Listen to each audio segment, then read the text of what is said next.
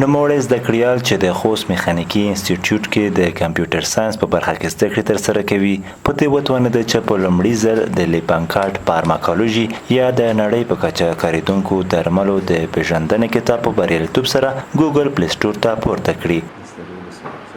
له دې وروسته د طب پوهنځي هر محصل هر ډاکټر کولی شي چې یاد کتاب په وړیا ډول د انډرایډ اپلیکیشن په توګه استعمال کړي.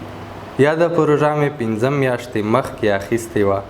د په وینا کولی شي چې په راتلونکي کې د ډیټابیس په برخه کې پلټونکي ویب سایټونه رامنځته او په دې سره به په هیواد دننه په ځانګړې توګه په بهرنیو کنسولګریو کې په اسانۍ سره علمي اسنادو ته لاسرسی کیږي.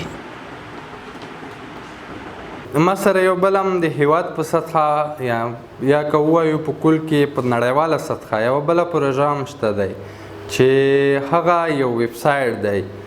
یعنې که موږ او تاسو وګورو په نړیوالو هیوادونو کې زموږ او تاسو د محصل یا د تحصیل درجې اسناد چې معامله کیږي نو یو وار سفارت ته پسې ځي او له هغې وروسته هغه اسناد بیا چې کیږي معامله کیږي.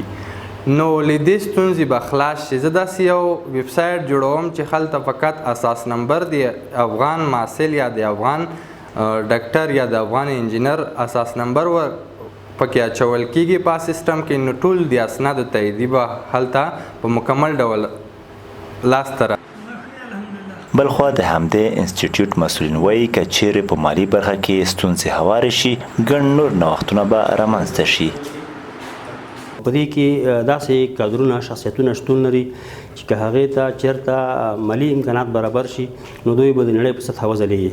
د یاد زده کړیال د وینا له مخې په تیر کې به یاد کتاب تر 200 امریکایي ډالرو پورې له ګوګل او امازون کمپنیو رانیول کېده. مګر د یاد اپلیکیشن له فعالېدو سره هر څوک کولی شي چې ذکر شوی اپلیکیشن ډاونلوډ او په وړیا ډول د هر ډول درملو د پیژندنې او کارونې په اړه معلومات ترلاسه کړي.